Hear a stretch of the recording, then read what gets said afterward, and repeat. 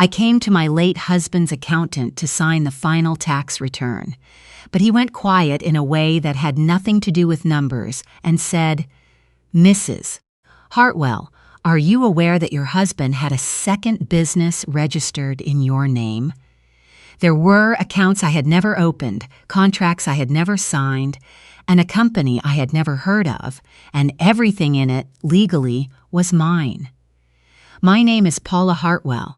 Before any of this happened, I would have told you my life was the kind that doesn't make for interesting stories. I was 56 years old, living in a semi-detached house in Oakville, Ontario, the kind of neighborhood where people shovel each other's driveways in February without being asked and wave from across the street on garbage day. I had worked as a school librarian for the Halton District School Board for 22 years. I drove a 2017 Subaru Forester. I renewed my library card every 3 years at the same branch I'd worked at before my retirement. I was not a woman who expected surprises. My husband, Kenneth Hartwell, had died 17 months before the Tuesday I walked into that accountant's office. An aortic dissection, that is what the doctors called it. Sudden and without warning, at his desk at home, on a Wednesday afternoon in October. We had been married for 28 years. I will not tell you every one of those years was simple, but I loved him the way you love the furniture of your life, so integrated into the shape of things that you stop noticing it until the day it is gone and the room looks wrong. After Kenneth died, I did what most people do. I moved through it unevenly.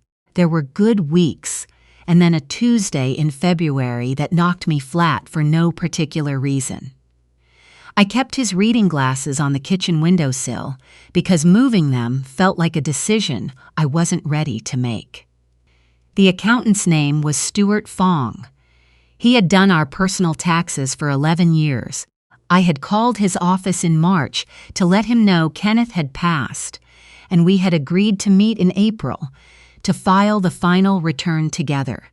I brought the folder of papers I kept in the fireproof box in the bedroom closet, the same box I had gone through after Kenneth died to sort out what I thought was a straightforward estate, a registered retirement savings plan, a small non-registered account at TD, the house, a life insurance policy. Stuart had his reading glasses on when I arrived, and there was a second folder on the desk that I had not brought and did not recognize. He asked me if I wanted coffee. I said no, thank you. He poured himself a cup anyway, which was the first sign that this was not going to be a short appointment. "Mrs. Hartwell," he said, setting the cup down. "Before we get to the personal return, I need to ask you something. Are you aware of a numbered company, 284731 Ontario Inc., registered under your name?" I told him I had no idea what he was talking about. He turned the folder toward me. The incorporation documents were there, dated 6 years earlier. The director listed was Paula Ann Hartwell. My middle name, my full name, my signature, or something that looked like my signature, on the founding documents. I had never seen these papers. I had never signed them. The company, Stuart told me carefully, had filed returns for 5 consecutive years. Revenue ranging between $180,000 and $340,000 annually. It held a business checking account at a bank branch in Mississauga I had never visited. It had a registered address at a commercial mail forwarding service in Burlington. I sat in that chair and thought, "I have no idea what I am looking at." He said, quietly and without drama, that he had only discovered it because the company's registration listed the same sin as my personal return, which had triggered a flag when he began pulling records. He said he did not know what the company did. He said that before he could file anything, I needed to understand what I was connected to, because my name was on it. I drove home on the QEW in a kind of stillness that was not calm. I sat in the driveway for longer than I meant to. The house looked the same as always. The forsythia bush Kenneth had planted along the fence was starting to come in yellow, everything exactly as it was, and yet nothing was. I am not a suspicious person. I had trusted Kenneth completely for 28 years, the way you trust the structure of the house you live in. You don't think about the beams until one of them shifts. But sitting at the kitchen table that evening with my laptop and the photocopy Stuart had given me, I began to do something I had never done in nearly 3 decades of marriage. I began to look at the things I had never thought to look at. Kenneth had been a commercial estimator for a construction firm in Hamilton for most of our marriage. He was good at his work, methodical, detail-oriented. In the last several years, he had started doing independent consulting on the side, reviewing bids, advising smaller contractors on tender documents. I had known about the consulting. I had seen the occasional e-transfer come into our joint account. The income was modest and unremarkable. We lived comfortably but not extravagantly. We took one trip a year, usually somewhere in Atlantic Canada. We had paid off the mortgage in 2019. Nothing about our financial life had ever suggested a numbered company in Mississauga with $340,000 in annual revenue. I searched the company number online. The Ontario Business Registry listed the incorporation date and my name and nothing else of use. The registered address in Burlington brought up a commercial mailbox service. With a street-level storefront, I'd driven past 100 times without ever noticing. I searched the name of the account's listed agent, a man named Gerald Souza, who appeared in the registry as the initial filing agent. Gerald Souza had a business listings page as a paralegal in Brampton. There was a phone number and an address and a photo of a man in his 50s with glasses and a blue tie. I wrote down his name. I wrote down the company number. I wrote down the Burlington address. Then I closed the laptop and went to bed and lay awake until past 2 in the morning, listening to the sound the house made without Kenneth in it. I did not call our children that night. Sandra was in Calgary with her husband and the twins, and she had adored her father the way daughters do, when they are old enough to see their parents as people, but still young enough not to see the whole picture. I wasn't ready to say something I couldn't take back. What I needed was a lawyer, not the estate lawyer I had used after Kenneth died. He had been a referral from Kenneth himself, someone Kenneth had chosen, and suddenly that felt significant. I needed someone new, someone who had chosen nothing in connection with my husband. A woman in my book club, Wendy Parrish, had mentioned a lawyer once in the context of a difficult situation with her mother's estate. She's the kind of lawyer who actually reads the documents, Wendy had said. I had filed that away without knowing I would ever need it. I called the number the next morning. The lawyer's name was Isabelle Tremblay. Her office was in downtown Burlington, on a street I knew well, above a cafe I had walked past every Saturday for years at the farmer's market. The receptionist offered me an appointment for Thursday. I took it. I did not go to the library that week. I went to the main branch of the Burlington Public Library instead and used one of the public computers at a terminal near the periodicals. It felt overly cautious even as I was doing it. But I did not want to search these things on my home network, and I could not have explained why, except that caution had become instinct almost overnight. The numbered company had left very little public trace. The CRA's public records told me nothing beyond what Stuart had already found. The business address was definitively a mail forwarding service. Gerald Souza's paralegal practice appeared legitimate at the surface level. He had good reviews on 2 business directories and had been operating in Brampton for over 15 years. What I did find on the 3rd day of searching was a name connected to the Burlington mail address through a business directory that had not been updated in several years. The name listed as a secondary contact for the mailbox account was a man named Philip Crane. I did not recognize that name. I sat with it for a long time. When I got home that evening, I went through the contacts in Kenneth's phone, which I had kept in the kitchen drawer after he died, along with his wallet and his keys and the small things I hadn't known what to do with. Philip Crane was not in his contacts under that name, but there was a listing under PC Consulting, a number with a 289 area code, Mississauga.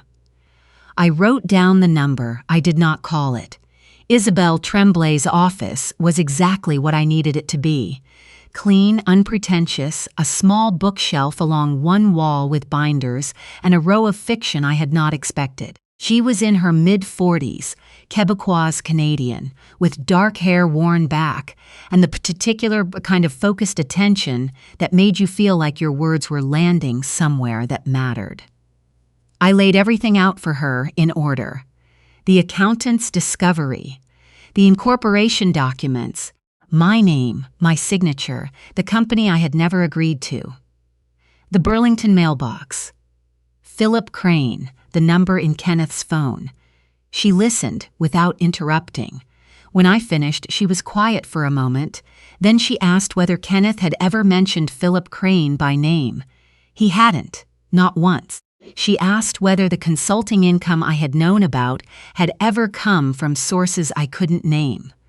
Some of it, I said, 2 or 3 transfers a year that Kenneth had described as contract work. I hadn't asked for more detail. I had trusted him. She nodded once, then told me what I already sensed was true, that someone had incorporated a company using my identity without my knowledge or consent, that the signature on the documents would need forensic analysis to establish whether it was mine or a forgery, and that the tax returns filed under that company number created a liability on my behalf that I had not consented to and may not be responsible for, but that the CRA would need to be part of the conversation. She said she knew a forensic accountant named Bernard Kowalski, a former investigator who had spent 12 years at the Financial Transactions and Reports Analysis Center before going private. She suggested we bring him in. I wrote the retainer check with hands that were steadier than they had any right to be. I went back to my ordinary life, or I tried to. The school board where I had retired still had my volunteer contact on file, and I had been doing Tuesday afternoon reading sessions at the branch near my old school. I kept going. I sat in the small chair that was too low for my height and listened to a 7-year-old named Charlie work his way through a book about Arctic foxes with the serious concentration of a person encountering a very important document, and I thought, this is still real. This is still here. Whatever else is happening, this is still real. But the ordinary life had developed an unfamiliar texture. A car I didn't recognize parked twice on my street. A gray Honda Civic, Ontario plates, slightly too far from any of the houses to be a visitor. A phone call from a number I didn't know that went to voicemail and left no message. And then, 12 days after my first meeting with Isabel, an email from a woman named Donna Crane, who described herself as Philip's wife and said she had heard I was asking about some of Kenneth's business arrangements, and she thought it might be helpful to the both of us to meet for coffee. She said she lived in Oakville herself. She made it sound neighborly. I forwarded the email to Isabel without responding. Bernard Kowalski moved faster than I expected.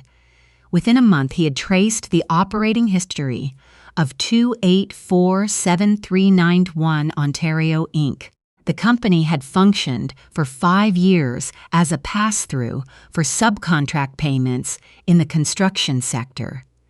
Specifically, payments from 4 general contractors in the Greater Toronto and Hamilton areas who had been inflating subcontractor invoices and distributing the difference through shell entities. The arrangement was not simple invoice fraud. The money moved through a network of numbered companies, each with a different name as director.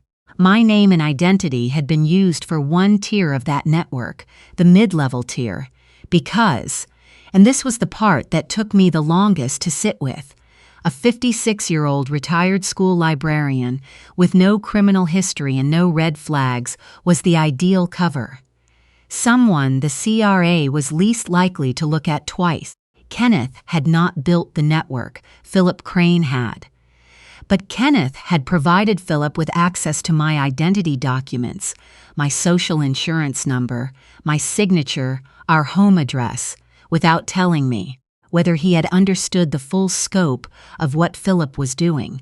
Bernard said he could not determine with certainty. What was certain was that Kenneth had known the company existed and had allowed it to operate under my name for 5 years. He had known. He had not told me. He had not protected me. I sat in Isabel's office the afternoon. Bernard walked us through the findings, and I felt something I did not have an immediate word for. It was not quite grief. I had already grieved. It was more like the sensation of a room you thought you knew, revealing a door you had never seen, behind which everything you thought you understood about the room had a different explanation. The man I had been married to for 28 years had given my identity to someone else to use without asking me. Isabel's counsel was direct. We needed to move before Philip Crane or any of the contractors moved first.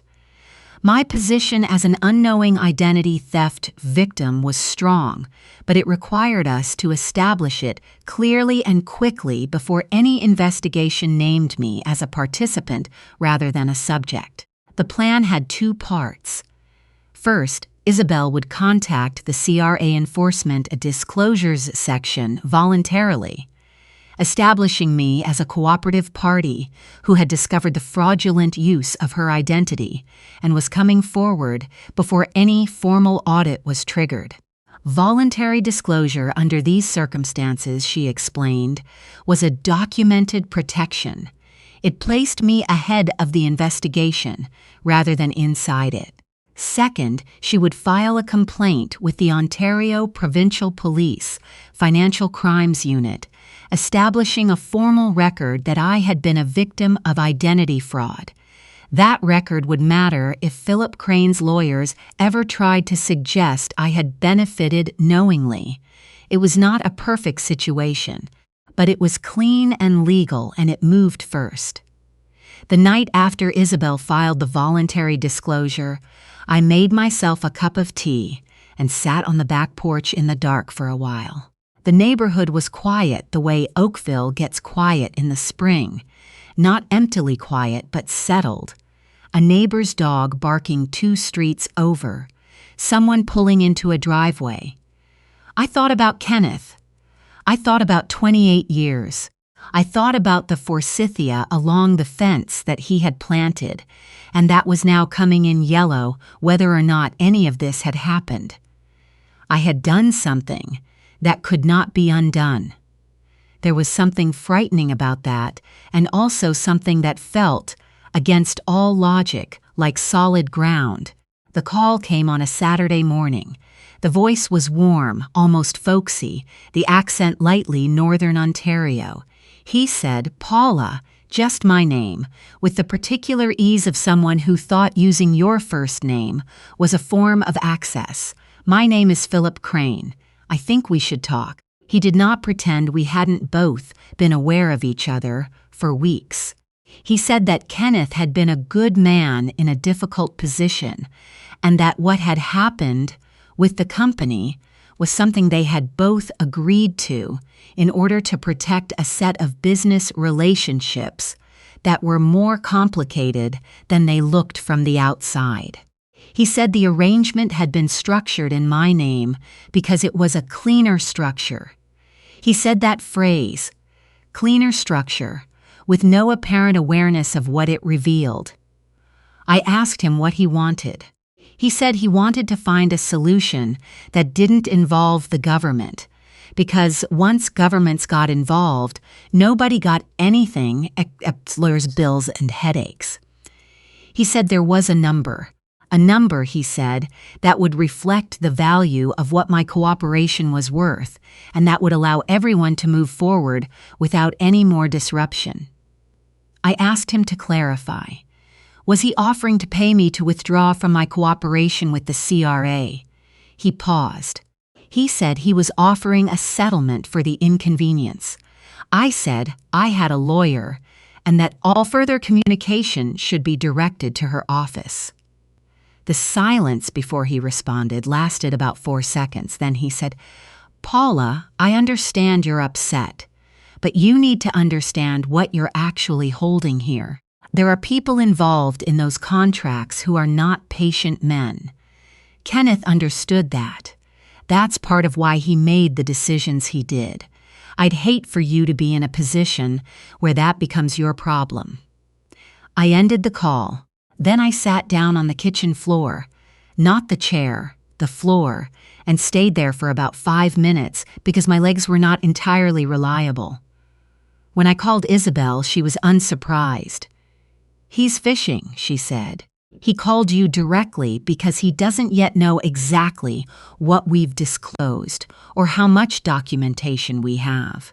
If he had clean legal standing, he would have sent a lawyer.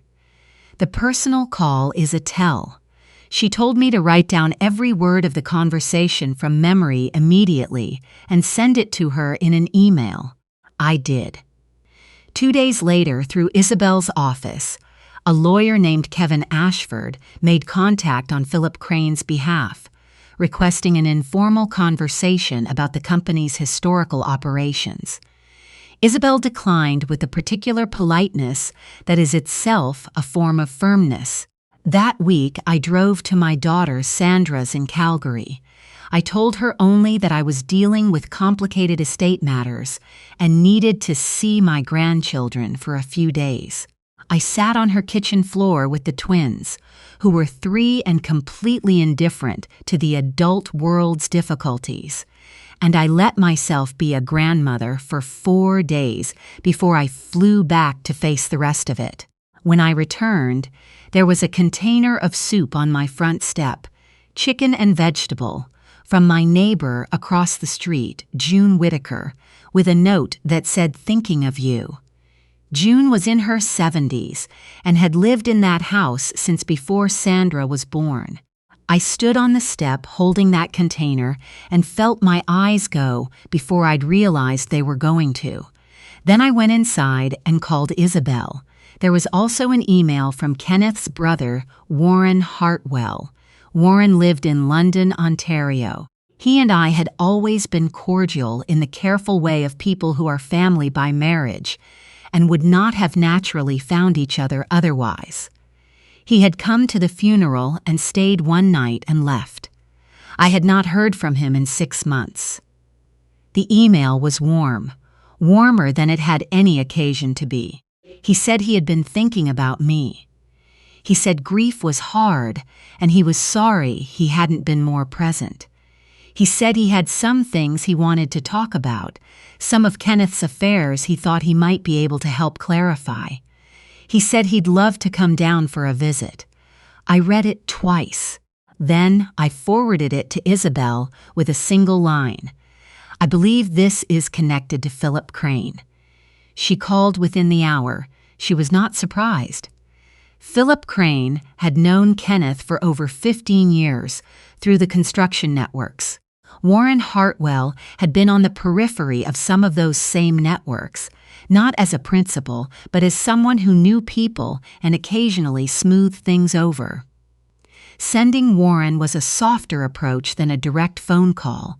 Someone I might trust, someone with an emotional claim. I wrote back to Warren. I thanked him, said I was managing, and had some legal matters ongoing that were keeping my schedule unpredictable, and I'd be in touch when things settled. Warm, opaque. Giving him nothing. He replied in under 20 minutes. Very understanding, very patient. Of course, he said. Whenever you're ready.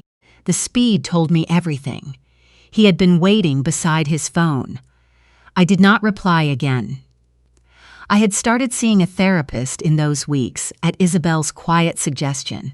Her name was Dr. Patricia Leung, and her office was near the hospital in Burlington. She was practical and not given to soft peddling things, which was what I needed. I saw her every 2 weeks, and it became a kind of anchor. I also spent more time with June Whitaker than I had in the previous 10 years. We had always been friendly, but not close. Now we sat on her back porch in the evenings with cups of tea and talked about things that had nothing to do with any of it. Her garden, an old CBC drama she was watching, the state of the bike path along the lakeshore. The ordinary world held open by someone who didn't need anything from me. June said something once that I have not stopped thinking about since. She said, "Paula, the fact that you trusted him completely for 28 years doesn't mean you were naive. It means he was careful enough to build something you had no reason to look at. That's his character, not yours." I hadn't known how much I needed someone to say that until she did. Bernard Kowalski's formal report went to the CRA in June. The OPP Financial Crimes Unit had opened a concurrent investigation. Isabel told me to expect a long process. These things always were, but that my cooperative status was clearly established and would be reflected in how the investigation was framed. Philip Crane went quiet. No more calls, no more approaches through intermediaries. But I was not naive enough to think he had stopped thinking about what I knew and what I intended to do with it. I locked the doors. I documented everything. I called Isabel every week. There is a particular kind of steadiness that comes not from certainty that everything will be fine, but from the decision, the clean and settled decision, that you are not going to be moved from where you have chosen to stand. I had made that decision. I was not going to be moved. They came on a Sunday in early October. I saw the car from the kitchen window. A rented white SUV, the kind you pick up at Pearson, pulled up in front of the house at 10:30 in the morning. Warren got out first. He had put on a jacket for the occasion and was carrying what appeared to be a paper bag from a bakery, which was a kind of preparation that told me everything about what they thought this visit was. Philip Crane came around from the passenger side. I had never seen him in person. He was tall, mid-60s, the well-groomed heaviness of a man who had been athletic once and was now simply large. He wore a coat that was slightly too good for a casual Sunday visit. He smiled in the way of someone for whom smiling is a professional skill. I watched them come up the front walk. I took a breath. Then I opened the door before they could knock, because I wanted that advantage, and because Isabel had told me, if they come to you, let them speak. Commit to nothing. Document everything. Warren spread his arms. "Paula, you look well. We should have called ahead." I did not step back immediately. I said, "Warren," I stood in the doorway. Philip extended a hand. "Philip Crane," he said, as though we were meeting for the first time. "I've heard so much about you from Kenneth over the years. We went inside because I wanted to hear what they had come to say." They sat in the living room. The paper bag turned out to contain butter tarts from a bakery in Burlington that I actually liked, which was a detail I found unnervingly specific, a performance of familiarity. Someone had done their research. Philip spoke first. He was skilled, I will grant him that. He spoke about Kenneth with the warmth of a man who had known him for 30 years. He spoke about the construction industry and how complicated it had become, about margins and regulatory pressure and the decisions good men made when they were trying to hold things together. He framed everything in the language of practicality and loyalty and difficult circumstances. Then he came to the point.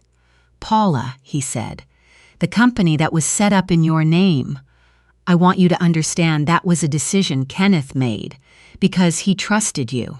Because having your name on it meant he knew it would be managed properly if anything happened to him. He wanted you to be protected."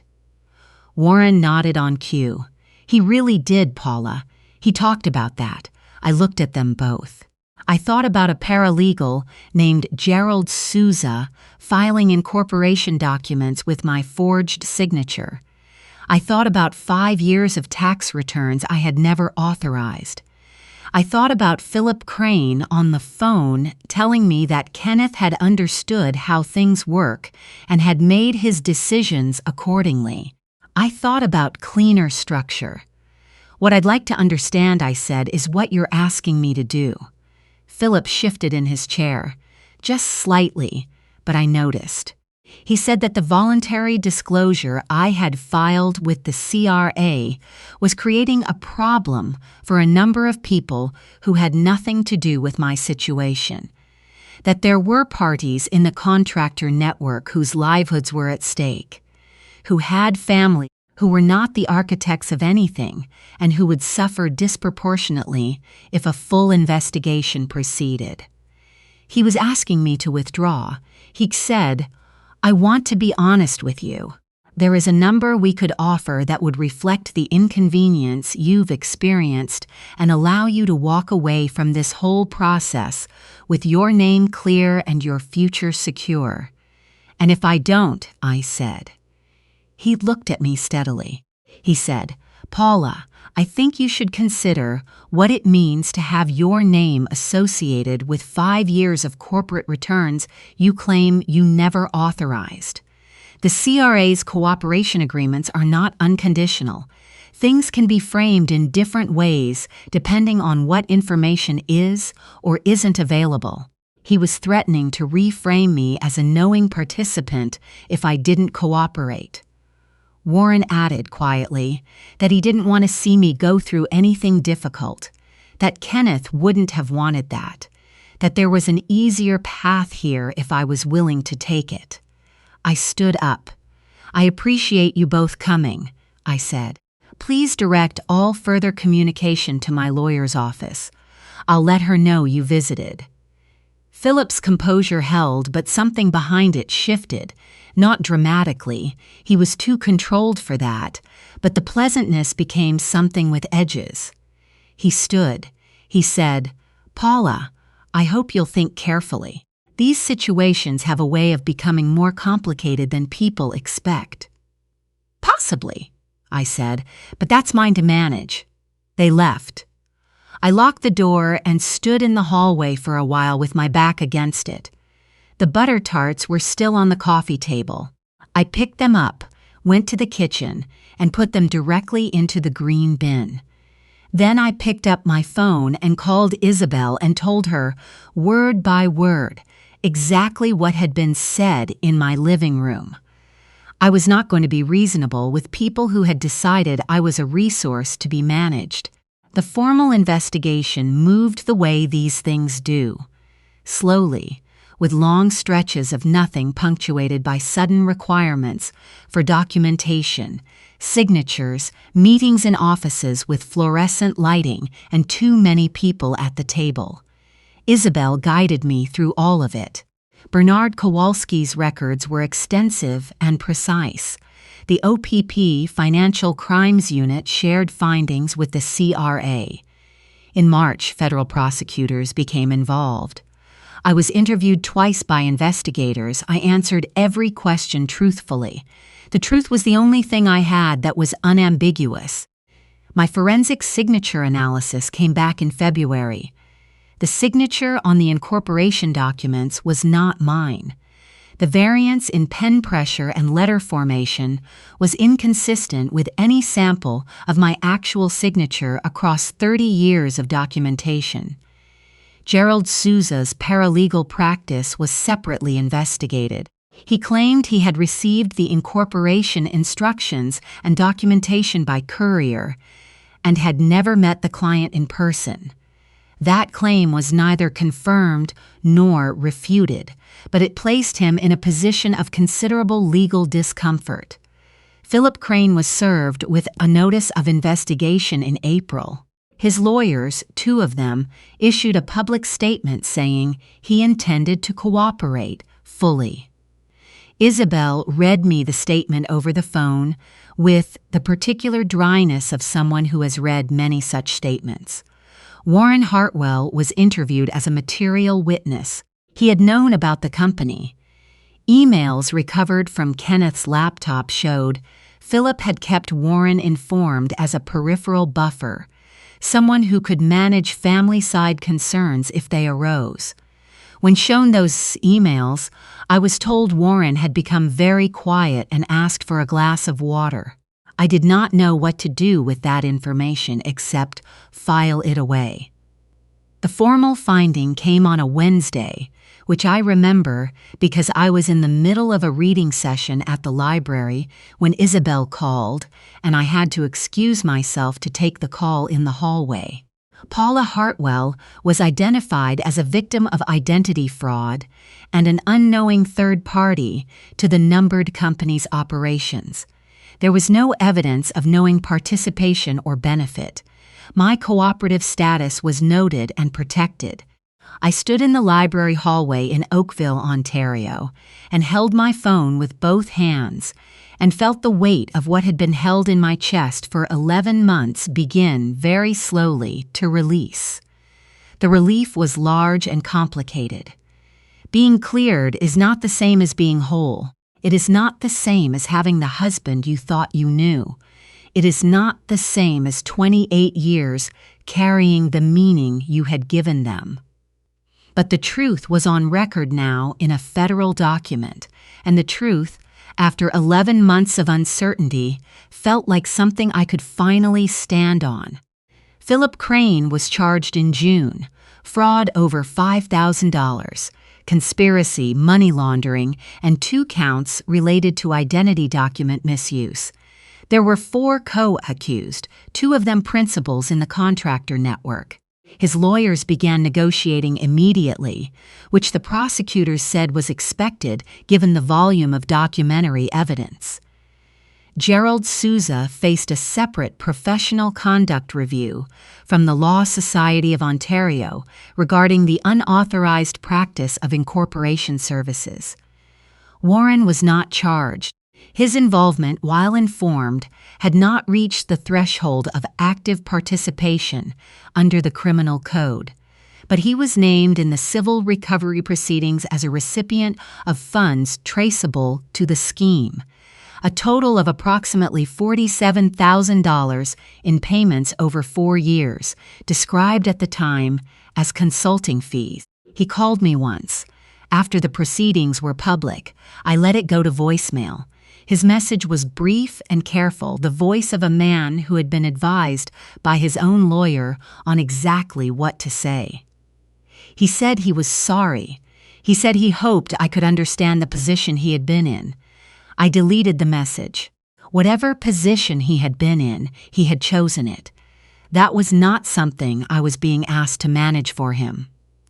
The numbered company's assets, the business account, the receivables, the accumulated undeclared income, were seized as part of the civil forfeiture proceedings. After a lengthy determination process involving the CRA, the federal prosecutors, and 3 sets of lawyers, it was established that a portion of the company's operating history had included legitimate subcontracting payments that had been passed through the entity without my knowledge and without fraudulent intent on the part of the original payers.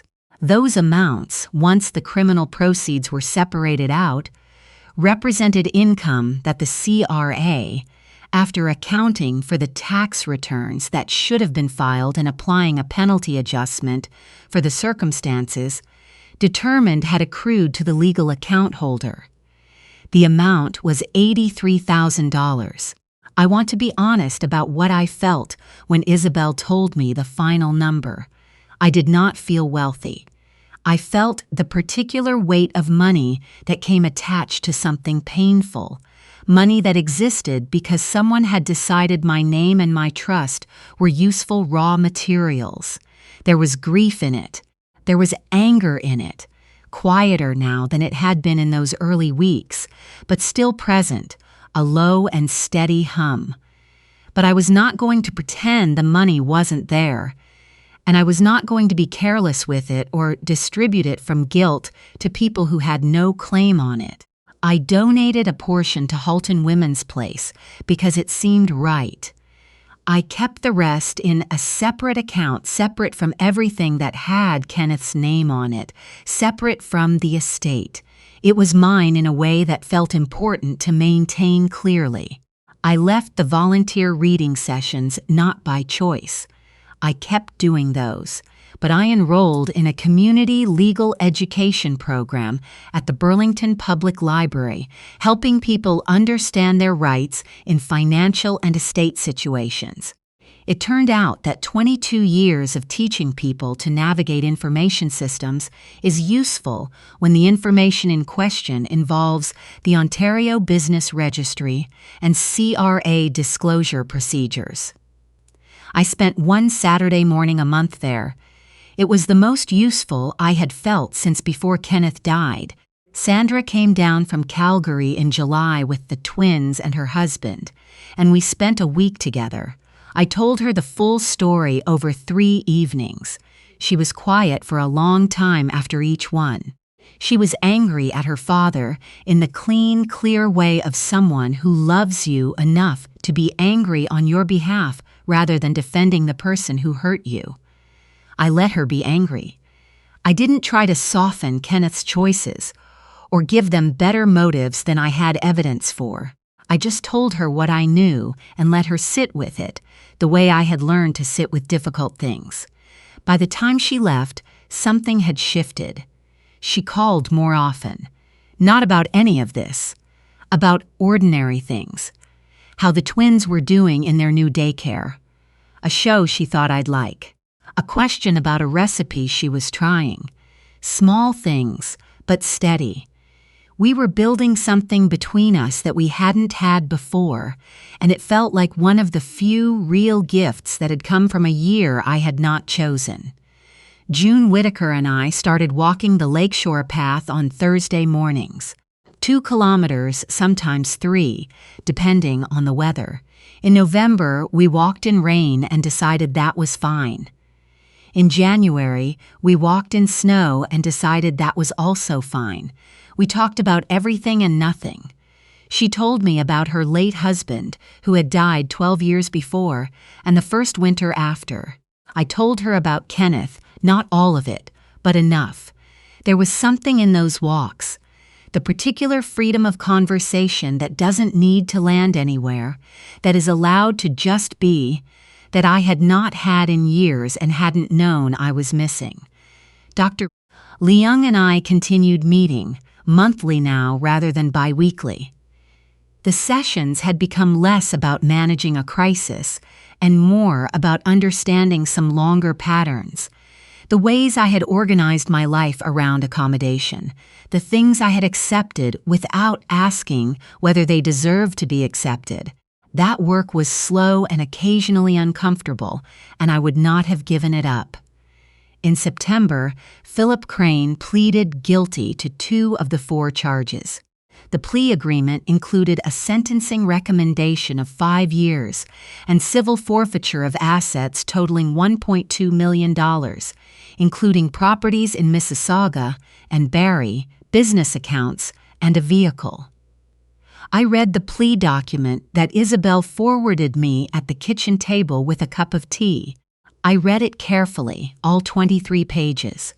There was something different about seeing it written in the flat formal language of a federal court document versus the version of events I had been carrying in my own mind for over a year.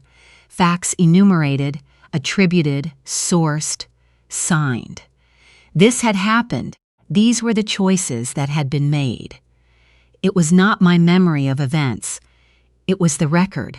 That felt like something I had needed without knowing I needed it. The following spring, I booked a trip to Prince Edward Island. I had always wanted to see it in May, before the tourist season arrived. The lupins along the roads, the red earth, the light over the water at Cavendish, that people described in a specific way I had always wanted to verify for myself. Kenneth had always found a reason to go somewhere else. We could do the Maritimes later, he'd say, with the mild deflection of someone who was not actually planning for later. I booked a small inn in Charlottetown for 10 days. I drove out alone in the Subaru, taking 3 days to get there along the Trans-Canada, stopping when I wanted to stop. Eating at diners I chose for no reason, except that I was passing them at the right time. I did not make reservations beyond the inn. I did not keep a schedule. The lupins were exactly as described. I sat on the shore at North Rustico one evening, with my shoes off and the cold Atlantic sand between my toes, and I let myself exist without any particular requirement. It was the first proper rest I had taken, in longer than I could clearly remember. And I discovered in that quietness that rest is not the absence of everything. It is the return of things that had been crowded out. I was 56 years old, alone on a beach in Prince Edward Island, and the light over the water was a specific gold that I will remember for the rest of my life. When I came back to Oakville in late May, I began making changes with the same methodical steadiness I had applied to the legal process. I did not rush them. I repainted the front door a deep red, a color I had always wanted, and that Kenneth had said was too bold for the neighborhood. I planted a serviceberry tree along the back fence in the spot where the forsythia had been, because the forsythia was his and the serviceberry was mine. I built a small raised garden bed along the south side of the house and grew tomatoes and basil through the summer, badly at first and then less badly. I made mistakes with spacing and watering and learned from them in the slow, ordinary way you learn things that you have actual time to learn. Sandra and I started a long-distance book club, just the two of us, picking something every 6 weeks and scheduling a video call to discuss it. We were sometimes quite serious about the books, and sometimes mostly distracted by whatever was happening with the twins in the background, and both versions of the call were equally good. Kenneth's reading glasses are no longer on the windowsill. I moved them to a small dish on the bookshelf in the hallway, where they sit among other things I have kept. Not because I have resolved everything about who he was and what he chose. I have not. But because grief and anger can coexist with love over a long marriage, and none of those things requires the others to stop being true. What happened to me was not something I would have chosen. No part of it. But I know things now about myself that I did not know before, about what I am capable of managing, about the kind of counsel I need, about who shows up and who doesn't, and about the particular steadiness that comes from choosing to do the right thing even when the right thing is harder. I am not the woman I was before Kenneth died. I am not the woman I was inside the marriage. I am someone who has been through something I did not choose and who made specific decisions about how to move through it. That is not a small thing. I am someone I am glad to be. If you were in my position, your husband gone, your name on a company you knew nothing about, a man on your doorstep with a gift bag and a warning, what would you do? I'd genuinely like to know. Leave a comment below, and if this story stayed with you, you know what to do.